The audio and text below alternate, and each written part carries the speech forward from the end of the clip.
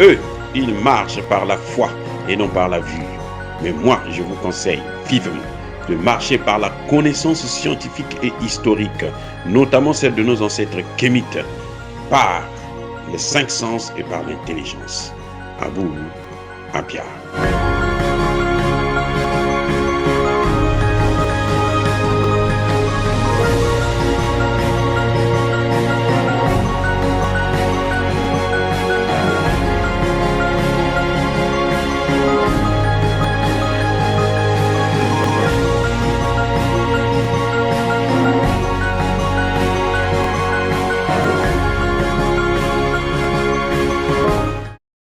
Je veux dire par là que le malheur de la France, des États-Unis et tous leurs alliés de l'OTAN et de l'Occident, c'est qu'ils ont en face d'eux des hommes qui les connaissent très bien, qui savent très bien ce qu'il vaut, que c'est des qui n'ont pas de valeur.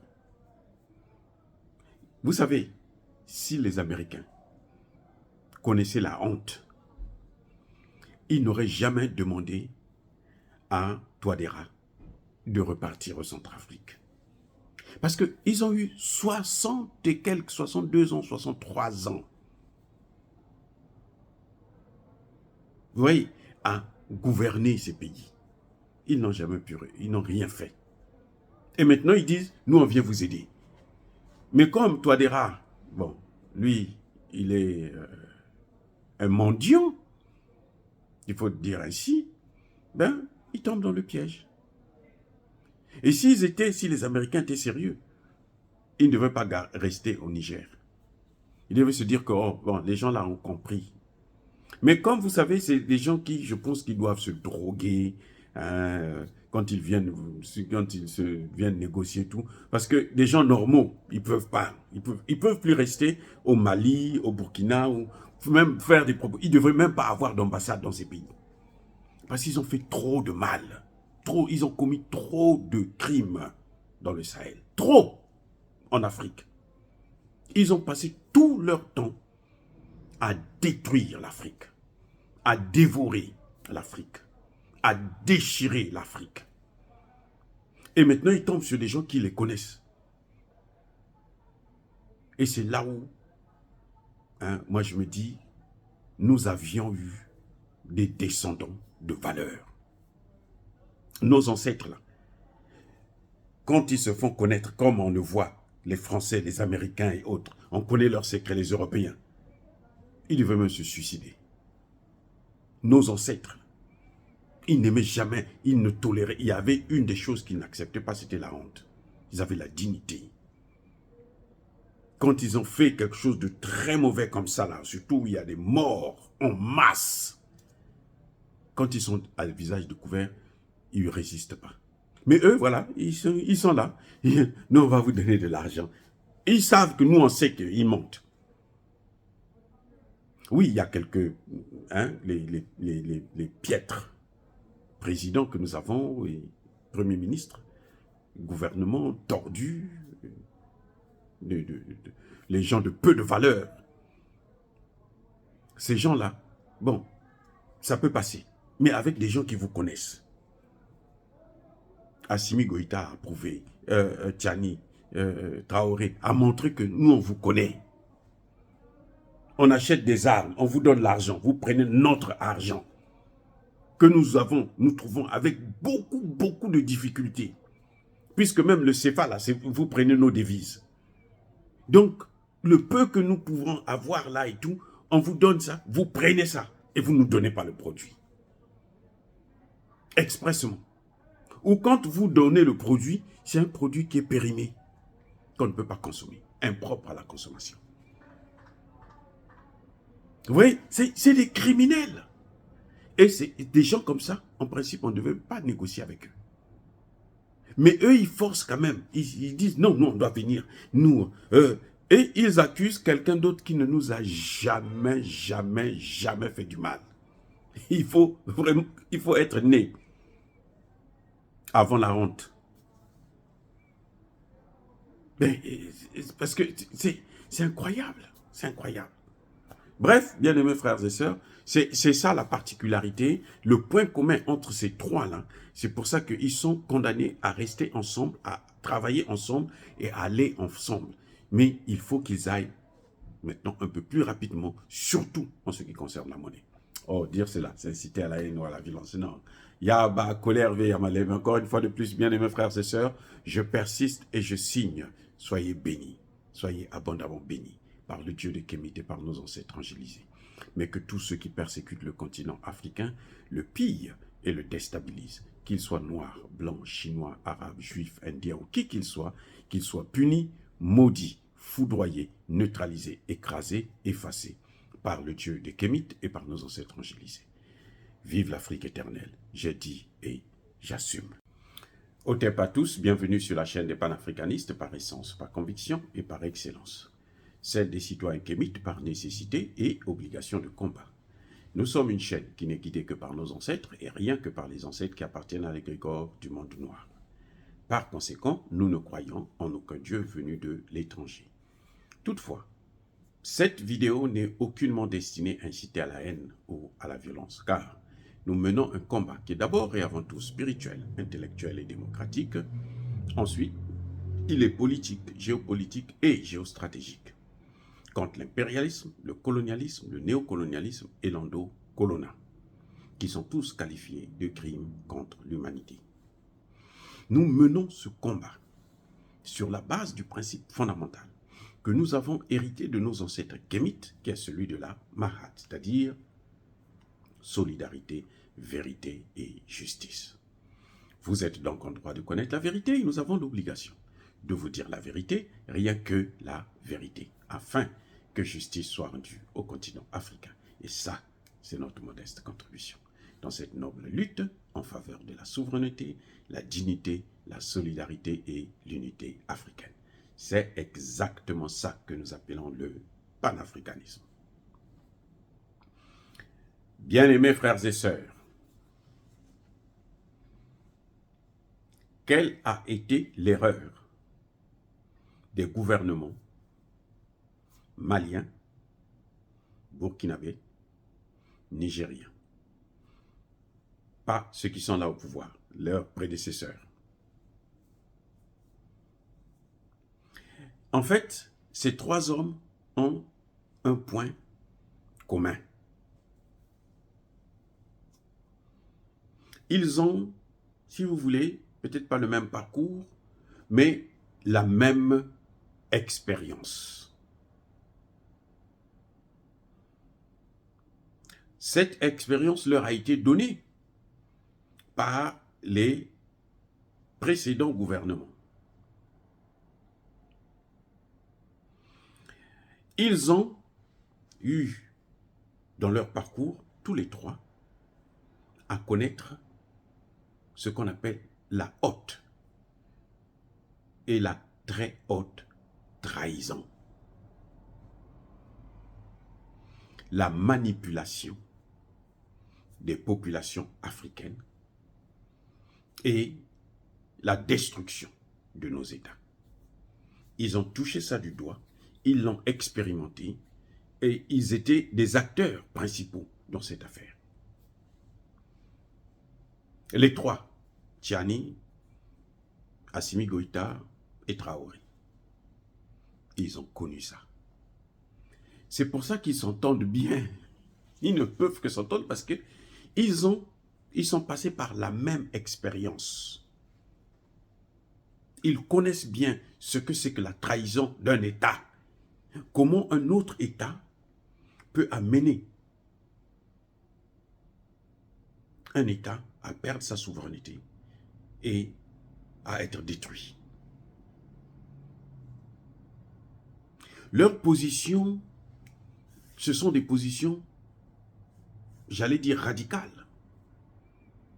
Mais en tout cas, ça s'explique par ce qu'ils ont subi par le passé. Commençons par Assimi Goïta. Assimi Goïta était le chef, le patron des forces spéciales maliennes. Le commando qui devrait récupérer Kidal était guidé, géré par Assimi Goïta. Et les Français viennent. Ils disent, nous, on est venus pour vous aider. Ah bon? Oh, très bien. Les Français n'avaient pas été invités au sol. C'était juste l'appui aérien et puis l'information. Mais les Français viennent avec des troupes au sol. Et un nombre, mais alors, tout un village, carrément. 4500. C'est trop. Mais, bon, on va faire avec, ils sont venus pour nous aider. Ils viennent, ils récupèrent Tombouctou. La population est la joie et tout.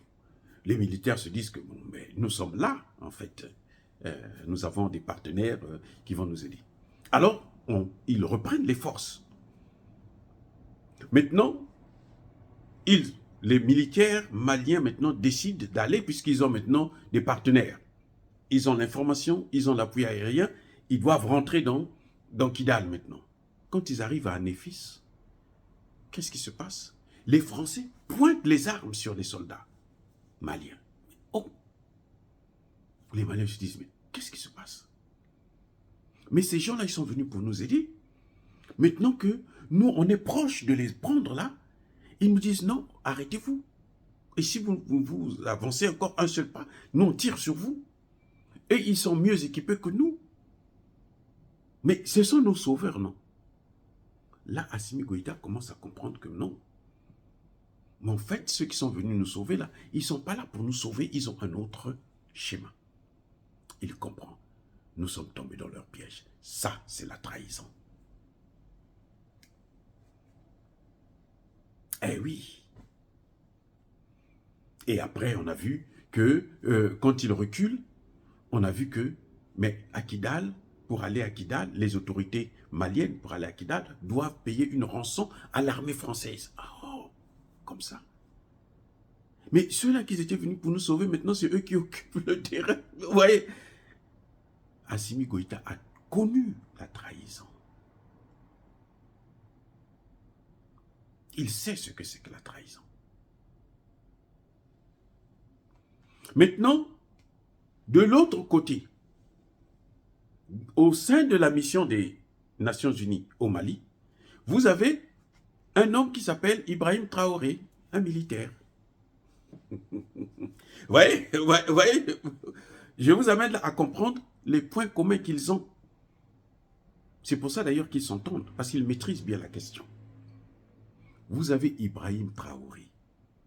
Ibrahim Traoré a été dans la mission des Nations Unies. Il a travaillé pour la MINUSMA. Il est militaire.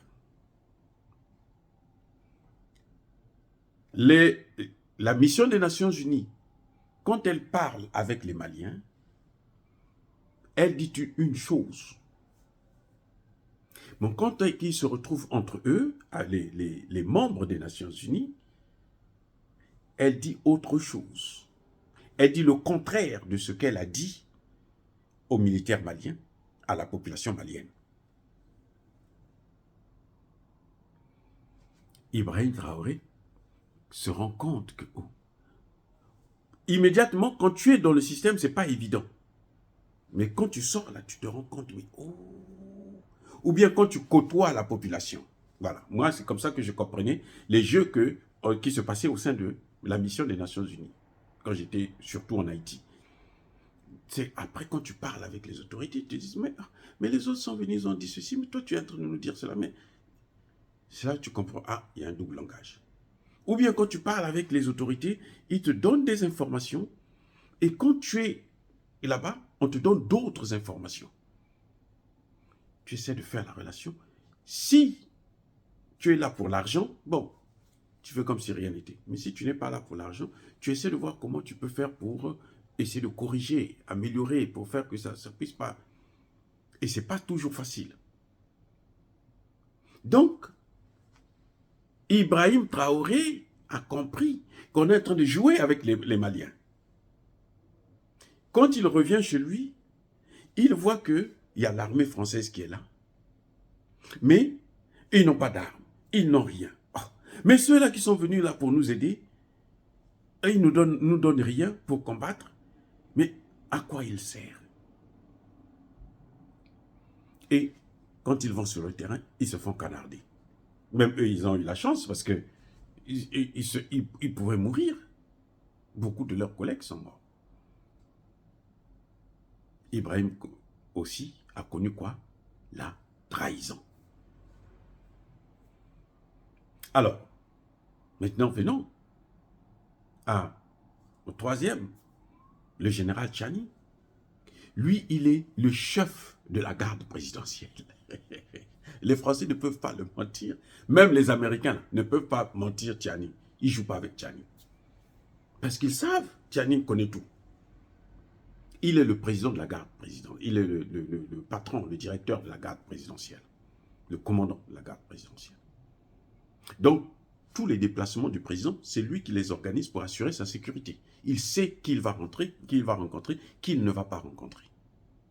Il le sait en tant que commandant de la garde du président. Il ne peut pas se déplacer sans. Parce que s'il se déplace sans, c'est qu'il ne fait pas confiance à son équipe de sécurité. Et là, c'est grave. Parce que si tu t'entends pas avec ton équipe de sécurité, tu les gardes toujours, eh ben, ils vont finir par t'enlever. Maintenant, lui, qu'est-ce qui se passe? Lui, il a dit, il observe des gens, les militaires vont sur le terrain. Ils attrapent des terroristes. On les amène à la justice, on les met en prison. Le président Bazoum, son patron donc, le patron du général Tchiani, il dit non, libérez-les. Lui, ce n'est pas son affaire parce que lui, il est pour la sécurité. Donc, il ne peut pas s'ingérer dans les actions du président. Il dit libérez-les. Mais comment on va les libérer? Ce sont des terroristes. Il dit libérez-les parce que moi, je négocie avec eux. Ce sont mes partenaires. Ah bon? Ah, ok, d'accord. Comme ce sont les partenaires du président, ils vont pas nous faire mal. Et on utilise la justice. Le président lui-même demande à la justice de les libérer. Sans procédure légale, on les libère. Le lendemain, les mêmes là qui ont été libérés, ils tombent sur des militaires, ils les égorgent. Le général Tchiani vient et informé. Parce que quand tu es dans la garde présidentielle, tu dois avoir aussi l'information de ce qui se passe sur le terrain. Des gens autour, des militaires surtout, parce que ce sont eux qui peuvent faire un coup d'État contre ton patron. Donc, facilement, il a l'information avec lui. Il sait de quoi il s'agit. Et il tombe, on lui dit non, mais tu sais, les gens qu'on a libérés, ce sont eux qui ont égorgé les soldats. Oh, comment ça?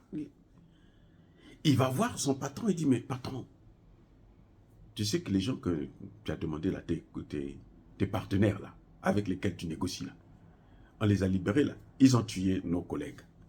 Ah bon? Le patron essaie d'embrouiller et tout, machin, tout ça là. Une fois, deux fois, trois fois, il sait que son patron n'est pas avec l'État, avec le peuple, avec l'armée, avec les militaires. Il le sait. Il sait que non, ça c'est un traître. Donc vous voyez, nous avons là affaire à trois personnes dans des pays différents, mais qui ont la même expérience, la trahison. Voilà, bien-aimés frères et sœurs.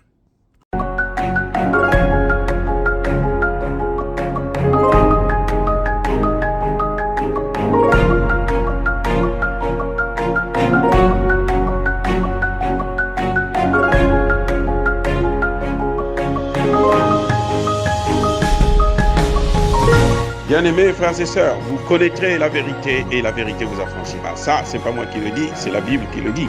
Mais moi, je vous dis mieux. Vous connaîtrez la vérité historique, notamment celle de vos ancêtres kémites, et vous aurez une vision globale de ce que c'est que la vraie souveraineté politique. J'ajoute, vous reviendrez à la spiritualité africaine ancestrale et vous comprendrez les enjeux de l'indépendance économique. Et pour terminer, vous accepterez votre identité culturelle kémite et vous obtiendrez deux choses. La première, c'est la paix. La seconde, c'est le développement, à une condition. L'unité de toute l'Afrique noire, l'unité de tous les Noirs du monde entier.